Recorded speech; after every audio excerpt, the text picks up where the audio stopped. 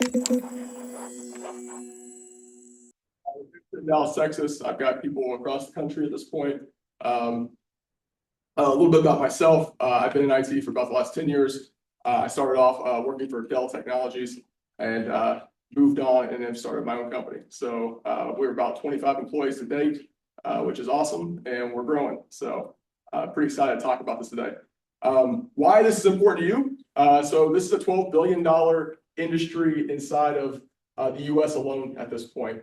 To put it in perspective right now, there's more money made off of hacking individuals than there is in drug trafficking. And here's the next kicker. It's not even close. There's $650 million made in drug trafficking. There's $12 trillion made per year in cybersecurity. So put that in perspective for 1 second, right? It's 10x what drugs do. So we're not even close anymore, right?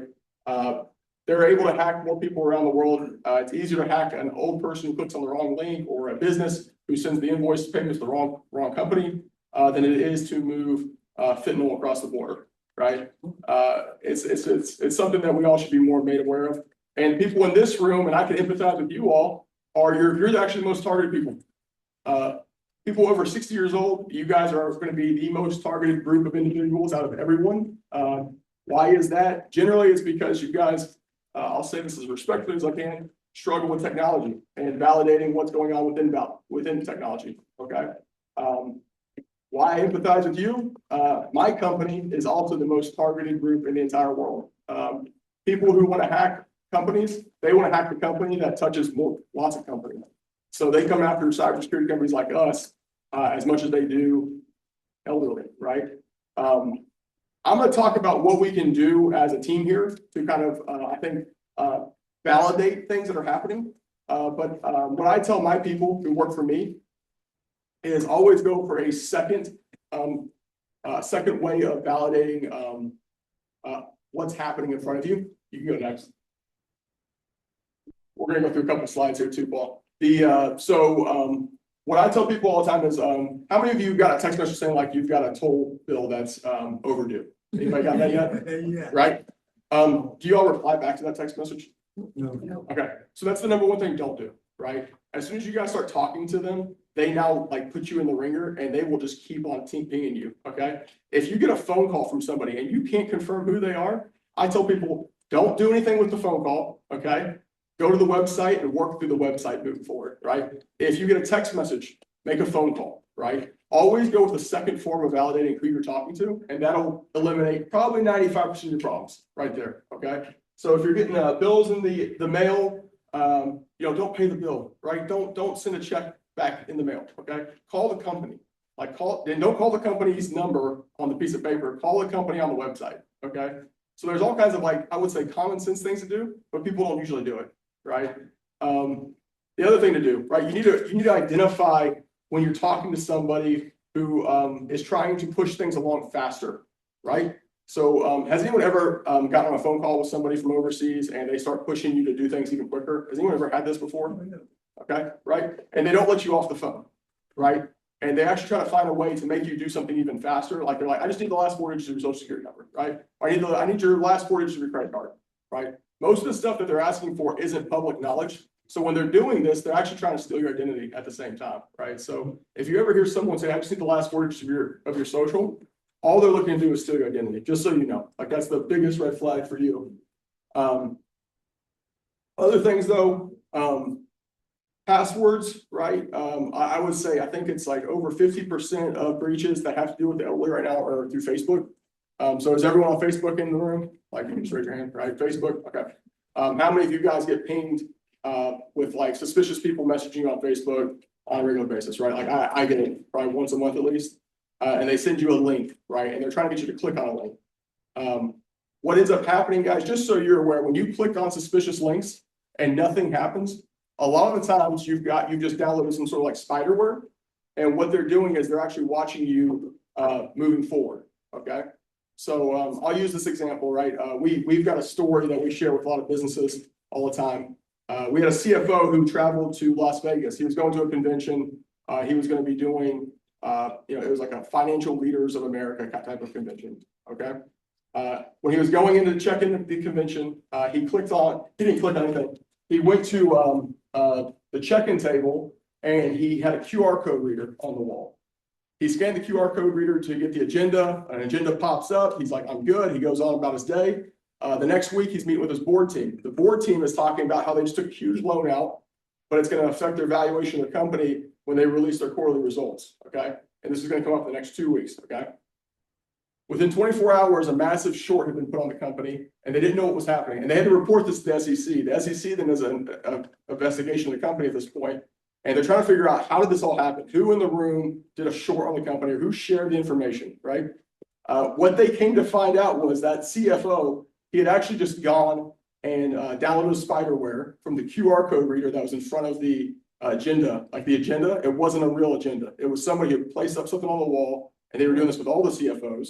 And it was that simple, right? So like the CFO has no idea what he's doing. He clicks on something, he downloads it, he goes about his day, and all of a sudden these guys are listening to his phone. They're getting all the information from what's happening, right?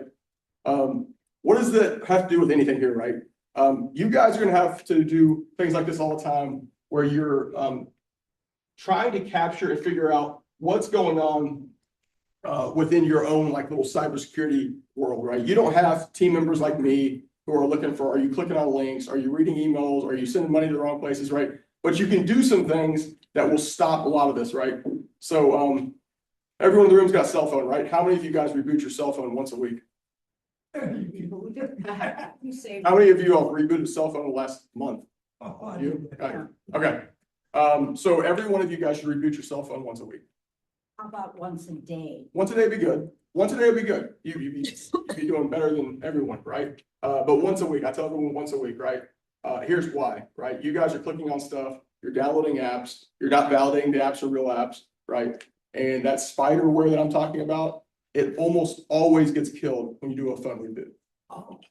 This is that point where like everyone pulls out their phone, they reboot their phone because they're worried about their cybersecurity. So I would say at least once a week, reboot your cell phone, right? That's a very simple one, okay? The next thing I'll say, right? Keep going here.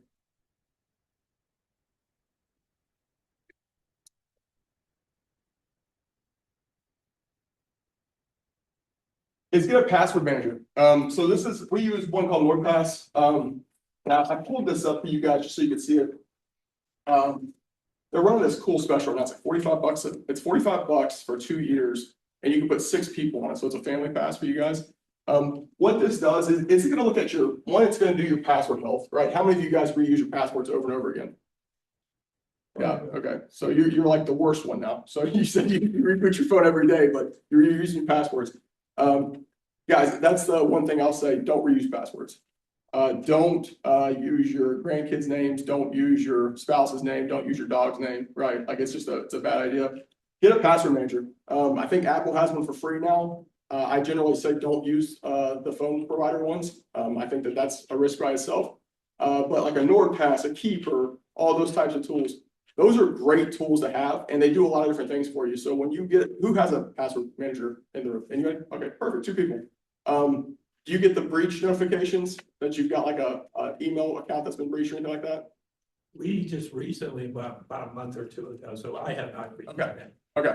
So here's what NordPass does, which is really cool. You guys start putting your passwords into it, right? It's got your email accounts in it. Maybe you got multiple email accounts. NordPass will actually notify you when you've got compromised data online, right? So let's say that your Facebook password gets hacked, right? When NordPass recognizes that, you actually get a push notification to your phone, your Facebook password's been hacked, and then it'll actually cross-reference that Facebook password with any of your other passwords you've got. So if you've reused your password, you know I gotta go in there and re-clean up my passwords on those accounts. Does that make sense? Is NordPass just a cell phone password? It works on desktops too. It does? Yeah. Because I don't do business on my cell phone. I do it on my laptop. Yep, perfect. So you can get it for a laptop. Yes, ma'am. Yeah, you can download a desktop app. You can download a Chrome extension browser. So all of your passwords are stored in there. You'll have a master password. If you're really techie, you can do the Windows Hello feature inside of your laptop to where like you can put your face in front of the screen. They recognize your face, lets you into your passwords from there. So like, even if someone gets your computer, they don't have your passwords that way, right? So, a really good tool. But I will say for me, I use it almost more. I'm just like you, I work in front of the computer every day, right? But I use NordPass for all my personal stuff too. So anytime I put my passwords in online, like into Facebook or whatever, NordPass is how I authenticate through it, right? And what you do is you have one big master password. It's generally a sentence, like don't use a word, use a phrase, like I love kitty cats, right? And then all of a sudden, it's really hard to crack that password. Make sense? I'll go back now. Hey, Mike, on the topic of passwords. Yeah. What's some just real general? Don't do these things when creating your password, like, Yeah. like what are top 3 things people should do when they're creating a password? Well, don't use password 1 exclamation mark. That's the #1 password in the world. Don't use your birthday. It's all public knowledge. Don't use your home address. It's also public knowledge.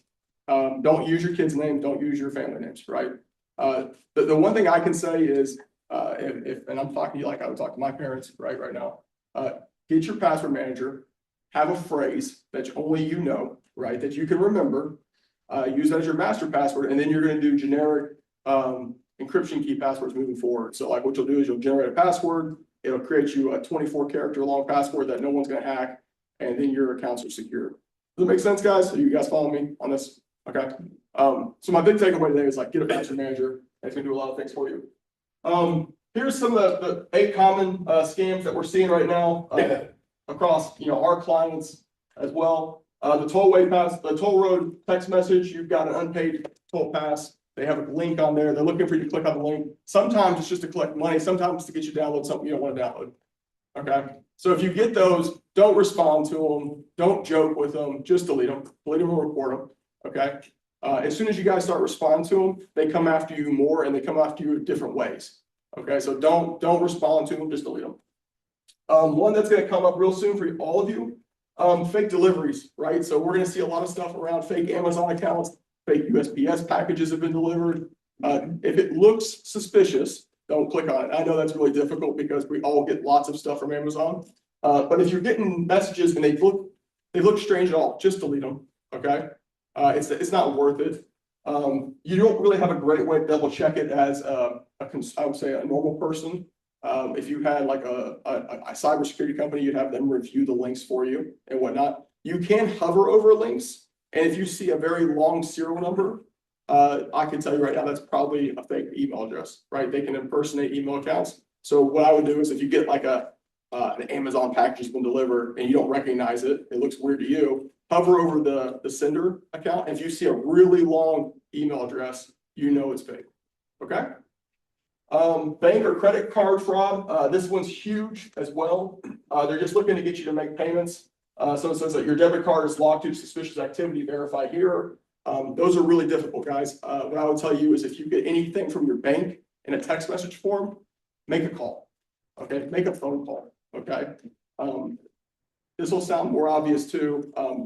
Most of you in your banking now requires you to have 2MFA or multi-factor authentication to log into an account. Never authenticate something that you don't know what it is. Okay. And I'm telling everyone, like, this sounds again like common sense, but it happens to people that we support every day. If you get a text message from your bank saying, click this button to authenticate, don't click the button. Okay. Because like what you could be doing is maybe your password got breached. Someone just put it in from Russia. And if you click authenticate, you let them in. Right. So don't click authenticate on text messages. Always, validate in a second way. Tech support pop-up. This one's pretty serious as well. When you guys get a new computer, if you turn on a computer and all of a sudden a warning message pops up, what's happened here, just so you are aware, someone bought the computer, returned it with some sort of malware on it, and now they're waiting for the next person to buy it, pop it open, and they're saying, put your credit card in to buy or update the software, right? Don't put your credit card in, just actually reboot the machine, and 95% of the time that goes away, okay? But what ends up happening is lots of people, they get that warning message that says, call here if you have questions. You call in, you get someone from overseas, and they're like, yeah, I just need your credit card information. The computer needs an operating system update, right? Just reboot the machine. Don't pay anything. Don't do anything with it, okay? Another one, family emergency, someone's looking for money, so grandma in trouble, I need money right now, please don't tell anyone. You get a text message, maybe an Apple Pay request, don't send it, call the grandkid, okay? Like, just make sure you always have a second way to validate. Fake online stores and flash sales. Today, only 80% off, limited stock remaining. How to avoid it, only shop on trusted websites and check reviews before purchasing. What I will say is if you get something that sounds too good to be true, it's too good to be true, guys. Black Friday does not exist for you guys, I promise you. If you're getting something where it's like 95% off right now, don't buy it. Don't click on the link. It's not worth it.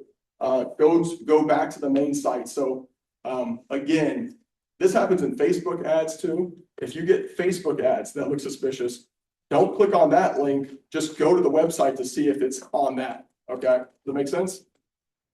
IRS and social security impersonations. Your social security number has been suspended due to suspicious activity. Immediate action required. I actually got this one last month. How to avoid it. Remember, federal agencies never call or text demanding money. Okay, so the government's not going to text you. They will send you letter mail, right? And if you get letter mail, do you respond back to the mail? No, you don't. You call them, right? Or you get on the website and you validate that way. Okay, I know it causes more work for you, but you won't send money to the wrong person. Zelle and Venmo, transfer reversal scam. You sent money by mistake, we need to reverse the transaction. I've actually never gotten that one before, but never send money to the correct an error, contact your bank immediately. Something else I also tell people to do is if you need to send money to somebody, request them to request the money from you. Does that make sense? So like if you need to send money to your grandkids, never send money to your grandkids. Okay, always have them request the amount that they need from you. And what that does is it confirms that you're sending the money to the right person, right? Because if I call you and I say, can you request $100 from me? You'll request it from my phone number and I can confirm that you sent it, I sent it to the right person. But if I am guessing that I'm sending it to the right person, well, there's no way to get that money back once it's gone, right? So always request it, okay? That's if you do a transaction on Facebook Marketplace too. Never just send the money, have them request the money from you and that'll eliminate, again, a ton of your problems. I think by that you mean have them enter your phone number. Correct. To get a request in the app that you're using. Correct. So, Yeah. So if you're doing a transaction on any kind of public marketplace, I would never say ask for their phone number first. You can ask for it, obviously, but you want to actually give your phone number to them and have them request the money from you. Okay. It just eliminates a lot of problems. You can't get the money back if you send it to the wrong person, right? Maybe you downloaded something that changed the contact inside your phone and now you sent money to the wrong person again. There's all kinds of stuff like that. Okay. So again, we're just trying to eliminate scenarios from happening. I have a question. Yep. You mentioned the passport manager. We've been using passport LastPass for a very long time. Yep. And it's alerted us. Your social security is on the black web. Your address, your phone number, your email, and your everything is on this. I mean, like 100% of our information has been found on the dark web already. So it's not just about alerting. You should assume everything, including your mother's middle name and the name of your pet, is on the dark web already. It's all been stolen so many times. Yeah. Well, what you don't want is you don't want to have your password to your bank right now being stolen. Well, we have it locked down and double authentication and change the passwords and everything. Right. But all our credit, and I didn't hear you mention that, but our credit bureaus, they're all frozen. Yeah. If I need to thaw it, it takes a few minutes on the app to thaw it for the transaction you're trying to make. But correct. if you don't have your credit report frozen on all three of those things, you're just asking to, it's out there, all of it. Yeah, no, you're completely right. So the password manager, guys, is more of a hygiene thing. It's like if someone hacks your house and gets your copy of your key, you're not going to just sit there and let the copy of the key be out there forever, right? You're not going to just bolt the door. You're going to go get a new copy made, right? So that's what you're trying to do with your password manager. And most of us aren't going to be changing our passwords on a regular basis. Like I'm not going to sit there and change my 400 passwords on a regular basis unless I see a notification pop up. Correct. So, and it's every website has a different password. It's how it You should be. get the alert now, there's like, each website, Right. change the password. So, hey, Mike, he brings up a good question, a good point. We hear about the dark web, Mhm. but what is the dark web? Yeah. It's kind of like a marketplace for data, right? So what happens is, maybe they steal your password, right? And they don't actually do anything with that. They don't want to be the person who takes the money from your bank account. They just want to sell it, right? So the dark web is basically like a sales platform to share data across the web, right? So what's cool though about that dark web is that all these security tools, they are reading that data that's being transferred around. And that's how they notify you all that, your LinkedIn password has been breached, right? Or your Chase bank account password has been validated or something like that, right? So that's what the dark web's doing. No, it's just kind of like think of like eBay for breached accounts, more or less, kind of thing, right? And the sad reality with the dark web is that they'll sell your social security number for $5. Right. Right, I mean, it's So kind hundreds of of people. incredible. Right. Right. And are there ways to get your information off the dark web, or are you kind of stuck? Yeah, so you can definitely pay companies to scrub your information off the web, right? So if you do get like your social security number has been published online, there are companies that will scrub the data for you. There are companies out there that do it for families, right? You can actually pay companies that will just monitor your back-end data for you and do it for you. Those are generally more costly, so I have LifeLock and they're supposedly monitoring that. similar, very similar, right? And I get notifications Yep. if a certain personal information Yep. is out there. Yeah, definitely. So I would say LifeLock's a good example of one that works. I think it's pretty cost effective as well. But yeah, guys, it's tough, right? I would say if it's me, I'm recommending definitely a password manager, monitoring your breach passwords, never reuse passwords. And then like what we kind of talked about today, always do a second form to validate who you're talking to, right? I'm not gonna be able to play the video, I don't think, but there's this whole new thing that's happening right now, and we just did a whole training at my company on it, is AI, it's the real deal now. Like you can actually impersonate people. And it's not even close anymore. It's like, it looks like the real person on the other end of the screen. They can mimic faces, they can mimic voices. I think it was in 2024, a company out of Singapore got breached for $25 million. Somebody impersonated the CFO and had someone wire money to the wrong person, right? So it's the real deal, right? So whenever you see this stuff, like all that company had to do was go and validate it a second way, right? Like just email the CFO, like, hey, just want to confirm this is who you are, right? And it would have solved the problem. But what happens is they move fast, they don't validate a second form, and it causes havoc. So, yeah. The same on AI side, yesterday I got a notice from my antivirus, and they give you this every now and then, they said, AI, it used to be, if you get a fake website, like you're at a, you think you're some, like JCPenney or something. Yep. And it's actually a fake, it used to be able to tell immediately, there were Yep. bad spellings and everything. So now they're using AI to generate the fake website, it's a real website. Yep. It looks exactly like the original. You can't tell it's fake by looking at it. Right. So, again, if you get a link that you didn't expect it, go to the website directly instead. Yep. And try to find it that way, Yep. or, I mean, if it showed up on its own, you didn't really ask for it, then suspect it. And they said you can always check that log, the web page checks the URL and it has a little lock symbol there if it's legitimate or something. Yeah. But they said that the fakes are no longer identifiable with visual. Yeah, no, I mean, guys, I'm right there with you, right? So it's really hard to validate if a website's real or not. We do it all the time with Microsoft. People mimic Microsoft all the time with our clients. There's tons of businesses that leverage Microsoft. So they're like, is this a real email from Microsoft? Is this a real website from Microsoft? We get to the point where we're like, okay, open up a different browser window and try it now and see if it works, right? Like we're trying to see if like maybe Google has got a redirect happening, right? Like all kinds of different stuff. So we're being this thorough on the business side. You all have to do the same thing on the consumer side, right? And most of it is, it's just like, if it feels weird, it's definitely wrong, right? Like don't do it, right? So, but yeah, so Other things we haven't really talked about, most of y'all travel, I heard someone's going skiing, right? So, if you go to the airport, that's a huge place that people are getting hacked these days. Almost all of us jump on the Wi-Fi, when we're at the airports. Who actually knows how to validate it's the right airport Wi-Fi? Like most of us don't, I don't either. If you can, VPN solutions, anyone have a VPN in the room? VPN, you got a VPN, you got a VPN? Yeah, so Nord's another one that I like a lot. If you don't have a VPN, guys, I'd say get a VPN, right? And here's why. If you click on, let's say that you go to the airport and you sit down on your cell phone and you just want to get on Facebook, click on the internet, you hook up onto the Wi-Fi, it's not the right Wi-Fi. It's an attacker who's just mimicking Wi-Fi admittance.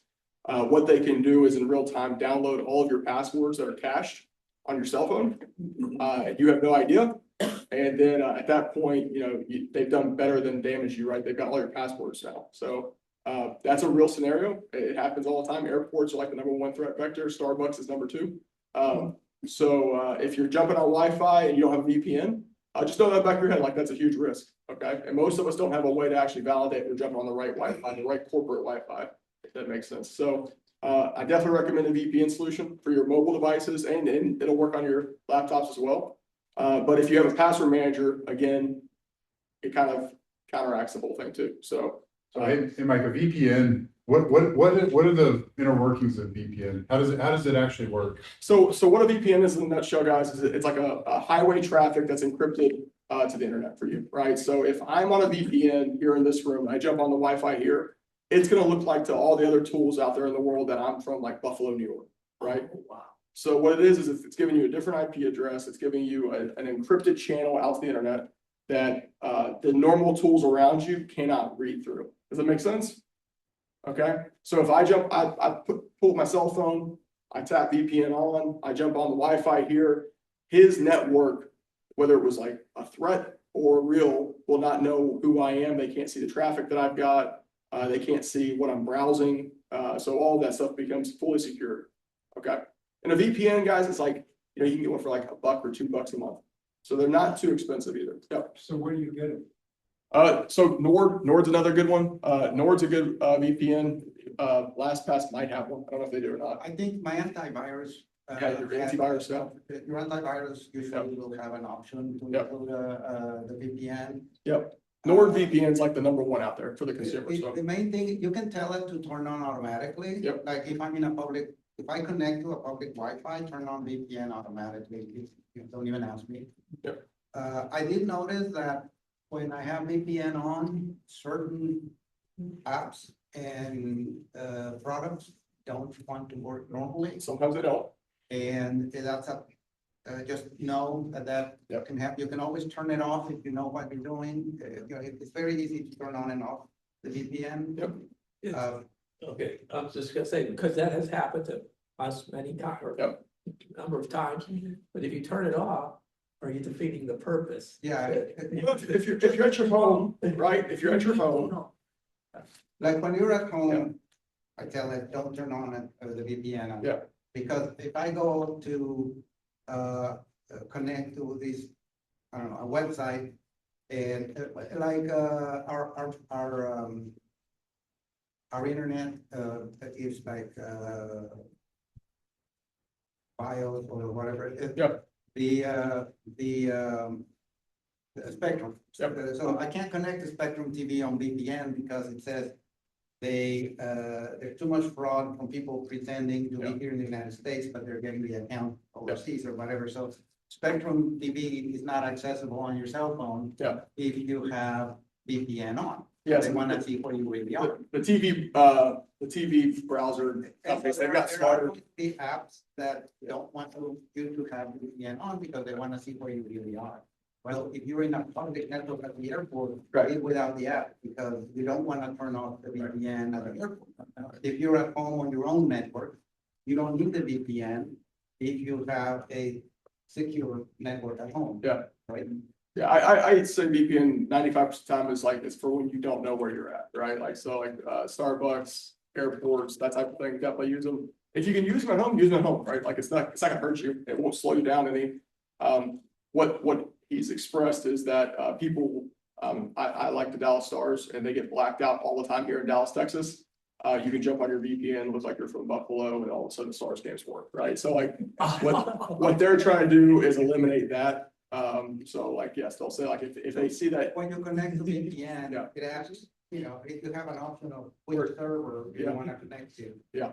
And you can just say the fastest one, right, and that's fine, and that maybe down here in downtown Dallas, or it could be that it's in Tulsa, Oklahoma. when I pull my VPN app, I can be like, I want to be in Chicago. I'm in Dallas, but I want to look like I'm in Chicago, right? I can do whatever I want. But what that does is for all these companies, they're like, this guy's logged into Dallas 95% of the time. Now all of a sudden he's 10 minutes later, he's in Chicago. That's a big red flag. Or you go to refill your prescription and it goes like, you can't access this from here, and it's like, why? I mean, Yep. CVS.com and it's checking, and it's like, oh, yeah, but you're logging in from New York. Yeah. And so be aware that when VPN is on, it may actually cause you a connection Right. disruption in some apps. Yeah. Yeah. And That care about where you really are. I'll give you an example. I was trying to buy tickets off Ticketmaster and my VPN was on, and Ticketmaster thought I was like a threat actor trying to impersonate Mike Murphy, and it shut me off for 24 hours. So like, okay, this guy's been hacked, because it was saying that I was in a different city, but my VPN was on and I'm trying to buy the tickets. It didn't So- used to happen, but Yeah. now it's a problem, right? Right. Sometimes you just have to, if you use the VPN, be aware. Yeah. I would use it at the airport. Yeah. And things like that. When you're connecting to a network that's not your own. But at home, I would not use it because it just causes problems. Yeah, and we've kind of gone through these, right? So the first line of defense, obviously don't click on links you don't understand or don't recognize. If you get a text message with the link in it, don't click on it. It's just not worth it. Just delete the email or delete the text and go to the website. Don't pay or send money don't ever go buy the little cards over at Money Cards. Don't ever do that. That money's gone immediately, guys. It's good as cash. Don't share your personal information. Never share your last four digits of your security or social security number over a phone. I definitely don't ever recommend that. Caller ID, don't trust that. Obviously, anybody can impersonate and register a phone number as Chase Bank, so don't do that. Always verify. This is again, really good stuff here. If somebody calls you and they're wanting information from you, hang up the phone, call back the main line, and try to get routed back to them. Okay, obviously it's not as easy with bigger companies, but you can definitely, when you're on the phone with them, you can say, I need you to email me. This is a second form of confirmation, right? And some of them will be able to like send you a text message to like confirm it too. But even then, like I've got tools, guys, that I can send off text messages saying, read this 6-digit code back to me. So it's not like complicated technology by any means. Okay. And the big thing too is slow down. Like don't have someone call you and say, you need to make a payment, and then you guys make a payment in 5 minutes. Like they just won that battle. Always slow down. Okay. These are just some tips. How to be smarter. Improve your Facebook settings. So set your Facebook privacy to the highest level. Avoid sharing photos publicly and never accept friend requests from people you don't know. Scammers use profiles details to build convincing attacks, and that's real. So we've got this happens at the business side all the time. Every time we hire a new employee, they get text messages from Mike Murphy asking for information on their payroll every single time, and we're always like, we crack up about it because it's like we had a guy last week and he's like, passing me in the lunchroom and he's like, hey, did you text me? I'm like, I don't text you guys. I never text you guys. And they've gotten even better. I'm a 502 number. I'm from Louisville, Kentucky originally. And these guys use 502 numbers now. It's pretty wild. I mean, they've got it down. So be careful posting personal details online. Avoid posting names of pets, family members, birthdays, or anything else you have for security questions. Scammers use this information for social engineering and account recovery scams. This goes into don't post that you're about to go on vacation. You're just announcing to the world that, hey, break into my house, I'll be out of town. Okay. Secure your home Wi-Fi network. Use a strong, unique Wi-Fi password if it's easy to guess. Criminals can access your smart cameras, doorbells, and personal devices inside your home. That's real. Yeah, so all those smart devices, those are just another way into from the outside world. So definitely understand that one. Always have MFA. So most of these smart devices have the ability to enable MFA. Always enable MFA. Okay. And if you don't know how to do it, like find someone that can help you, but typically it's just put your cell phone number in, have them text you every time you log in for the first time, okay? And then set up bank withdrawal and transaction alerts. So again, you want to have and most of the banks are doing this at this point anyways. You should get a notification every time a withdrawal is done on your bank account. You should definitely get emails and text messages every time a new device logs into your bank account for the first time. So if you don't have that, call your banker. They can enable those features really quickly. But again, you're trying to, catch things that look suspicious. I don't think this video is going to work, but basically this is a cool video. That's a real person, and that's the AI generated little copycat. He literally sounds and looks just like the guy. It's amazing, and that's from 2 years ago. So it's like crazy how advanced it's getting at this point. They can mimic you, they can look just like you, they talk just like you, and there's really no way you can validate them outside of shutting the screen off and trying it again somewhere else. I'll just read through some of the stuff real fast. Even if you do everything right, you're still exposed to risks that you can't see. Your passwords may already be on the dark web. Your information might be circulating on native broker sites. Your home network could have hidden vulnerabilities. But what you want to do is, most people don't know the moment they've been hacked. Your devices don't warn you. Your bank account won't warn you. Your email won't warn you. No one knows until it's too late. So the key here again is you just want to have as many precautions in place as possible. Okay. And I'll just end here, right? So 2 takeaways, I would say, get a password manager if you don't have a password manager, guys. Okay. It's really cost effective. I think this one is on sale right now. It's $50 for 2 years. And you can give it to all of your family. What's really nice about it too is y'all can share passwords with your spouses. So you don't have to send a text message anymore with a password. You can just share it. This is that little data breach scanner, left screenshot. Once you guys start putting your passwords and emails in there, Nord automatically just starts scanning the dark web for it. So you guys might capture stuff immediately with this. So it's a really great tool. It does do notifications to you if anything faulty comes up. If you get really advanced, it does email masking. Does anybody know what email masking is in the room? Okay, so email masking is, let's say that you want to go to Shopify and set up an email account for that. Instead of putting in your Gmail account for that, you could use an email mask, which is just a fake email address, so that you can log in via that fake email address to the Shopify account.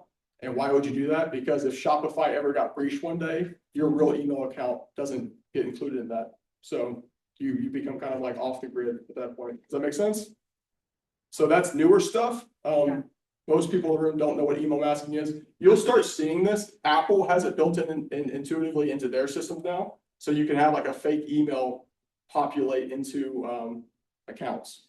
So if you see that, you're going to have to watch a video on that one because it's kind of difficult to talk through. But when you're about to put in your Gmail account, Apple will say, you want to use this email address instead. If you click yes, that's email masking. So if that website ever got hacked or breached and the data got exposed online, none of your stuff ever does. So really a pretty cool feature set that just came out in the last couple of years. So, all right, I'll stop there though. So questions? Yeah. You're talking about the passwords that what I've done for you. You're probably saying it's probably not a good idea. Is, Yeah. I just got a written Word document listing all the passwords, Yep. and I have a hard copy in a secure spot in the home hidden. Okay. And I've just done it that way. Yeah. And if I'm ever notified, there's a problem with the pass, sometimes for LifeLock on the dark web, Yeah. email, oh, it's time to change the email. Yeah. And I mean, it's worked for me, but I don't know what you think about So that. the question is, someone in the room has their password stored on a Word doc and they got a printed copy and a hard copy, and I'm guessing a safe or some sort of secured spot, right? Oh, yeah. Here's the concern, right? If the computer that you have the Word document on gets compromised, your passwords are breached, right? Yeah. So we just always go with cybersecurity of it's gonna happen. My last name's Murphy, Murphy's Law. Anything that can happen will happen. So the password you have will get exposed at some point, right? Well, I've the Word document I've just put on a hard drive, exterior hard drive, not on the actual laptop. Yeah. My external hard drive that we had, actually all our digital pictures on. Yeah. Died. And I had considered that I hadn't updated, I had got 2 copies, whatever, but hardware does fail. Yeah. If you have something that you can't lose, make sure it's in more than one place. Oh, yeah, well, Yeah. I've got it on a thumbtack in a safe. You're doing it as close as you can. There's Yeah, multiple files, Yeah. like, but they're secure. Yeah, I mean- listen, you're doing it as close as you can. I mean, like, It's all right. with my new Apple phone, it's saying, do you want to put this Yeah. in? And I'm like concerned of doing that. It's like, what if this was breached, you know? Correct, that's the problem, right? And that's the fear of a master password getting breached too. Which do I feel safer, like on this, like a Word document secured, or on a paper copy that's secured? And the most secure thing is offline. Yeah. So you're right, okay? That's my thinking offline, yeah. Right. But that's also not convenient. So like you have to now have that paper copy with you everywhere you go to get into your. Well, sometimes it's here if I use it a lot in my head, you know. But then you gotta worry, are your passwords complicated enough, right? So like. Oh, well, that's true. Right, Yeah. you're probably reusing passwords, you're probably using the Yeah. same terminology over again, right? So that's the problem, right? Yeah. I got some just real quick ones, like, I know, understand, don't open up a link or Yeah. anything like that, but what happens if you actually open up the email? Is Yeah. there any chance of anything happening there? So, I can't say that 100% of the time you're not already breached if you open up emails, right? But if you click on links within the emails, that's when we have problems, typically. And that guys can be as you open up a PDF attachment that looks like a PDF attachment and you download something, right? That happens, right? That's one of the most common ways to get ransomware in companies right now is they click on an attachment, they download it on the computer, opens up a Word doc, it's got nothing on it, and they download it. Yeah, I mean, as long as you don't click on any link that's in that email. Right. Well, Have you been compromised? I would say you're safe. I would say you're They keep safe. improving things, right? I Right. mean, with the software and everything, but it used to be, at least 5, 6 years ago, there was a brief moment in time where if you are on Gmail and you know how it has the preview of the email, you're looking at your email list and you're scrolling Yeah. through them and there's a preview. That was enough to trigger some kind of compromise, Yeah. compromise situation. So they closed that. I mean, Yeah. as soon as they figure out, oh, this could happen, then they went and fixed it. But, you have to assume that if you get an email that has something wrong with it, it doesn't always take an active click on it. So you should have up-to-date virus scanners and you need to update all your security software. I don't want you to think that these guys are like trying to act you like you're the CIA. Okay, they're not trying to do that to you. What they're trying to do is they're just trying to get your passwords, right? That's like 95% of it, or trying to get you to pay something you're not supposed to pay, right? So, let's say you click on something and now you're worried, right? Like maybe I did something I should have done, right? Just reboot the computer. Just reboot it. Guys, if you reboot the computer, it kills the connection, and if they were just mimicking or they're trying to follow you, like that's gonna kill, like literally 99% of the time, that solves that problem, right? So if, that's where I'm like real big on reboot hardware, reboot your phone, reboot your computers. If you've got something that looks weird, just reboot it, pull it back up, and you're probably good at that point. So, hey, Mike, on, a lot of people are on Windows PCs. Yep. And even Mac, computers. How important is it to keep your updates updated? Yeah. Yeah, so that goes back into reboot your computer. So you want to update your computer. Those come out usually weekly. So if you're sitting there and you're on like, an iOS version from, 2 years ago, like you've got to update it, guys, because all those security enhancements they're doing, those are what you're downloading, right? So if they found a way to breach something within a piece of software, what they're doing is they find out about it and they roll it out in a patch. So they'll patch the software, but to patch the software, you have to update the software, right? So if you're delayed on your updates, make sure you're doing the updates. Okay, that's what I'm saying. And just so you know, there was a substantial Windows update that was released last weekend. Yeah. I mean, it was pretty substantial. So if you have a Windows PC, Yeah. you might want to go home and update because Okay. That's the latest Why version didn't of the last Windows night we're when I talking was there? about there. Yeah. Minutes, it was like- but they'll They are doing security updates in 10. Yeah, but there's a specific update that was released last weekend by Microsoft. It's a big one Or 11.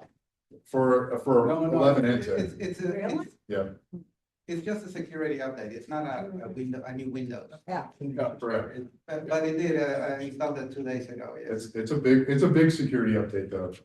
Yeah, And, well, I mean, we have VPN and password manager now, but prior to that, like at public spot at an airport or something, I would always never use their Wi-Fi. I would just keep it on, I guess it's the phone data, whatever that's called. Yep. 5G or whatever. Yeah. Is that safe? or- yeah, no, you should be fine. That's. Oh, If you That's turn what off I- your Wi-Fi and Yeah. just use your Yeah. I don't go on that your airport. mobile Yeah, network Yeah, to yeah, access yeah. the internet, you don't need to turn on the VPN and that. No, you should be fine. Yeah, okay. Yeah, again, these guys, they are not, guys, they're not like hacking you like they're trying to capture you like One of the CIA. easy ones. They want, yeah, they're looking for, they're casting wide nets and they're trying to find people that are just clicking on stuff and downloading things they shouldn't download.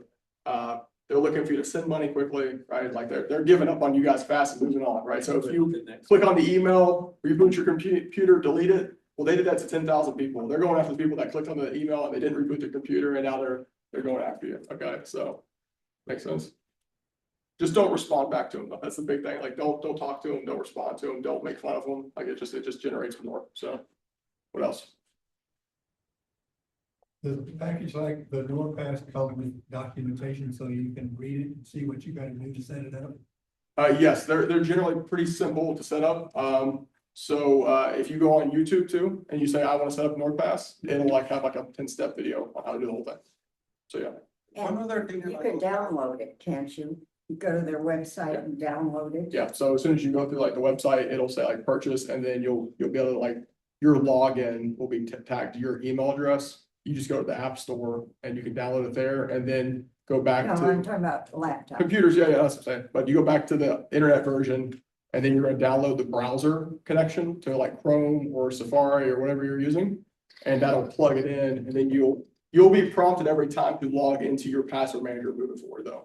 So when you turn on your computer and you jump onto Google Chrome and then you go to like Chase, it's gonna say, here's your NordPass password. You click on it to generate or input your password, but you have to log in via your master password first to access it. Does that make sense? Yes, but that brings up another question. Yep. Of all the browsers out there on the market for let's say a laptop, Yep. desktop. Is there one that is more safe than others or? No, I wouldn't say there's one more safe than others. I would use the major ones. I would always use the major ones. So Safari, Chrome, those are the two big ones. Microsoft Bing will say that they're better. It really comes down to who do you want your data to go to, right? Do you want to go to Microsoft or Google? It's like, those are the two biggest things. So, On the LastPass, one thing I like is you can have, when I set up LastPass, I have my account and hers, together as a family. Yeah. We can have shared passwords and everything. But I could also designate my daughter Yeah. as a emergency recovery, whatever. So if something happens to us, she's able to activate, log in to LastPass, and then she will have access to her passwords to do whatever needs to be done. So it's like the same as having a will and having your trust. Yeah. And you have her as your trustee on your bank account, and That's whatever. huge. and the Yeah, power of that's huge. attorney. The password manager will allow you to designate a person that can help with, log in and access the passwords and for you. Of course, you have to have somebody you trust to do that. Right. But, for us, it was important to have our daughter know, and, you put her email address and her phone number and her contact, and you send her a link and saying, you've been designated as a trusted recovery kind of emergency person for this, please confirm it. So that was set up. That was something that the password manager allowed us to do. So I don't know if these guys can hear it. The comment was that if you have a password manager, one of the things that you can do is actually have someone, like if you were to decease, you could actually assign the passwords to somebody, right? That's actually huge, right? Yeah. I've got an aunt right now who's just lost her husband and she's now having to go through and validate who she is with every single group, right? And every bill, right? Every bill to the house, right? And they're having to get it reassigned to her. If she had a password manager, she could just go in And and if log you were in. here for the I'm dead now what session Right. last month, you know, passwords and things are a big thing. So the password manager makes that part. So Mike, thank you for your time. That was great. Hopefully I got something out of that.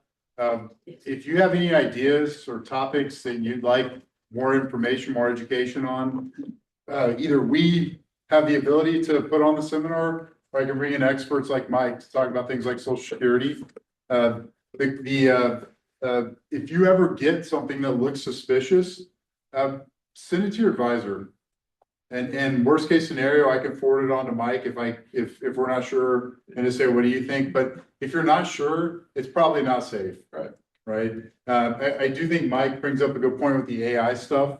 My grandparents got hit with an AI impersonator. And thankfully they sent it to me before they did anything, but it was good. It was me on the other line. Wow. Yeah, kind of interesting. So there also too, the real popular one right now is, hey, this is the Frisco Police Department. We have your grandson and he broke the law and, you know, we need $10,000 to bail him out. And so if you're not sure, don't do anything, right? So thank you so much for coming in. Thank you all for being here. If you have any questions, yes, Yeah, ma'am. I have a question. I'm a very visual person in terms of learning. Sure.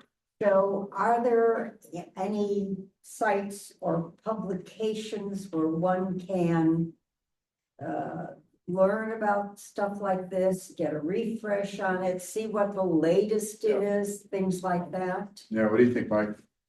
I mean, you read the newspaper? Yes. Okay, so I newspapers, still do. actually, the newspapers do a pretty good job of putting out content of like what's happening. Mhm. That they're trying to get clicks to, right? So, I think there's a cybersecurity section within the Wall Street Journal, right? And you can kind of stay on top of that. Obviously, what happens to you all is a little different from what's happening to businesses, but those guys are gonna write up, like, they wrote up about AI security and like, how to recognize, you know, these are fake people trying to message you and stuff like that. It's a good question. I'll see if I can get a link where you can subscribe to something. One of the ways I try to keep up with it is YouTube. Yeah. I Mhm. mean, YouTube has a wealth of information. There are And videos on how to set up things, how to do this. even that, it's some YouTube shorts, right? There's little 1-minute clips on top 5 things to keep an eye on, or top 5 things that are changing in cybersecurity. I also get them from AARP. AARP is great, yeah, Those they things do a great on job. What the latest scams are. And through Mike, we're gonna try to do a better job. If there's any big scams that are coming out specifically targeting seniors, we're gonna try to do a better job of communicating that to you as well. We're gonna start testing something out, and I guess this group of people online and y'all will be the guinea pigs for it. We're gonna start sending the weekly video that we're doing, along with anything that we think is relevant or pertinent to you, right? Not only via email, but also via text. Okay, so we've found that today, people are actually more likely to read a text than they are an email. Not so. However, if we get a text message that we weren't expecting from Nexus One with a link. Mike Yeah. just said we're not delete it. supposed to click. Yeah, that's right. We'll make sure you know which phone number it's coming from. He'll send out a message to you all via email saying that you're gonna get some message. That's right, yeah, that's right. Mention the email in the video and then. Yeah. Yeah. Yeah, text no. message. You're right, though. Yeah, you can never be too sure. But once you have that phone number, I'm gonna have you save it as in your contacts, right? And that's kind of a surefire way. So thank you all for your time. Thank you for making the way out. Does anybody have any questions specific to the transition on January 1st? No, but a comment. Please. On the building, you got your Nexus One sign behind the trees. Yep. Put on the street sign. Yeah, that's a great point. So one of the things that I'm finding, it's the blessing of being in Plano as we get to be in Plano. The curse is we got to deal with the city of Plano. And the city of Plano and signage specifically on the corner, they're fun to work with. So good point. we're actually hoping to tear that sign down and rebuild a much better sign. But thank you for that feedback, and that's something that unfortunately, we're kind of stuck waiting on Plano for. It'll be next year before you get an answer. It might be later than that, y'all had a question, somebody?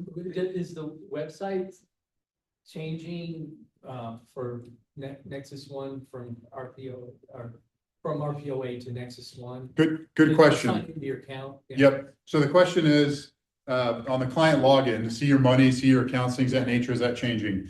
The answer is yes, and I'm gonna get that to y'all next week. I'm gonna send you via text and email, just in case. But that is changing. The nice thing is, thank Sandy and her team, actually, were a big part of this. Your username and password will stay the same. Okay, so you're not gonna have to update your password manager or anything, other than the URL. Now, what I'm trying to do is change as little as humanly possible, right? My promise to y'all was we're not gonna change anything. So, but if I think we can make an enhancement to something, I'm gonna do it, right? But I'll communicate it to you. We're aiming for Q3, maybe Q4. You'll use a different place to go. Okay, it'll be another different website, but we're moving to a different platform within Pershing that will allow more reporting capabilities and things of that nature on your end, that I think will provide a better client experience for you. But that's something that we're not going to roll out till probably Q3, Q4 of next year. Do you have the app? Because like there's an RPOA app. Yep, That's really a Pershing app that's being, it's just a Pershing app. Yeah. You're gonna have a new app. but that will continue to work for now. You'll continue to have an app. The app will be ready probably the second week of January. Okay, so week 1, week 2, you may not have the app, but you will have the website. But you will also have an app as well. But does the old app stop working? The old app is gonna stop working. Correct. Yes, ma'am. On Fridays, I am still getting the videos from Ken and Yep. Gordon. Are those going to continue or? Yeah, we like them. We do Yeah. like them. I like yes. them. Oh, no. Yeah, Sorry. I like them too. So. No, that's great. No, I like yours too. So they're fantastic videos. That'll stop on January 1, but what you'll do is you'll go to their website and you'll just sign up for it. What goes to the prospects is the same thing that goes to the clients. So, We're all sharing the same baseline. It's I a mean, public video. I know, but what I'm saying is under The strategy. on The that. information, the Yeah, strategy and all that. yep, it's gonna be the same as it is right now. Yep. So on January 1, we're not making any substantial changes to the strategy, the underlying investments, anything like that. Now, again, part of our job as a fiduciary is if we think we can do something better, right, we owe it to you. We're working on things that we think might be enhancements, but it's gonna all be the same starting January 1. And if we decide to make any changes that we think will be enhancements, we'll make sure you know about it. But if there's ways we can increase returns and lower risk further, I mean, no one really complains about that, right? So, just so you know, we have an investment committee as well. The nice thing is 2 of the people on the investment committee were on the investment committee there, right? So Right. the good thing is none of this is rocket science. It's just really complicated, right? So Doug and I are 2 of the people that make up the investment committee. David Mott, who some of y'all know, who's probably one of the most when it comes to the technical side of the market, is probably one of the more intelligent people you'll ever meet. We'll round out the investment committee. So the 3 of us will be making most of the decisions going forward. But if we make any changes, we're gonna let you know. We'll communicate it to you. But just know we're always working on getting better for you. One thing that I would appreciate from y'all is I'm available to you anytime. It doesn't matter who your advisor is. I'm happy to work with any of you anytime.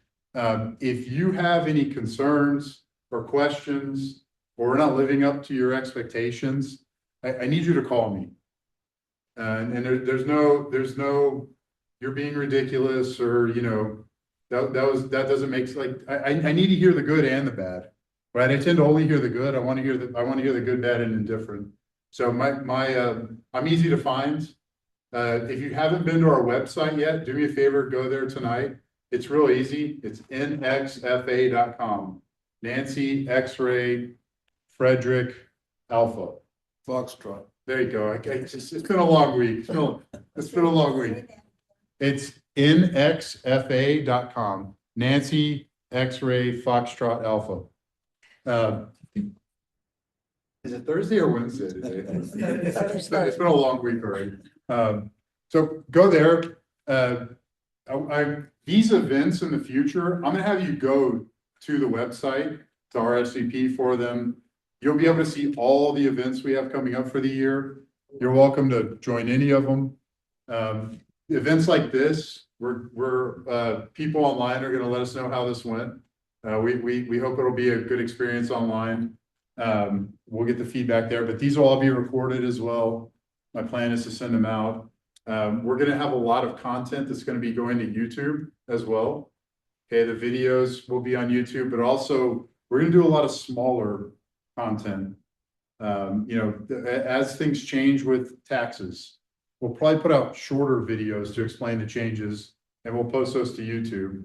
So I'm gonna kind of have you all start using the website as your place to go to see the newest videos, to sign up for RSVPs. Furthermore, if you work with Terry, Doug, Julianne, David, you don't have to call in anymore to set a review. If you want to have a review with your advisor, you can go to the website and you can book a time anytime you want on their calendar. And it'll automatically set it up. You can let him or her know what you want to talk about. You're still welcome to call in, of course. But you may find it's more convenient, just go to the website and book an hour with Julianne. Great. All right, so I want to have a lot of different ways for y'all to interact with us. If you have any suggestions on how we can interact with you better, all ears. But I hope you know we don't take you for granted. We appreciate your business. We appreciate the trust that you've put in us. And as long as we communicate, as long as you let us know when we're doing well, not doing well, we'll work together for decades. And then we'll take care of the next generation of your family too, right? So thank you all so much for your time. Really appreciate you.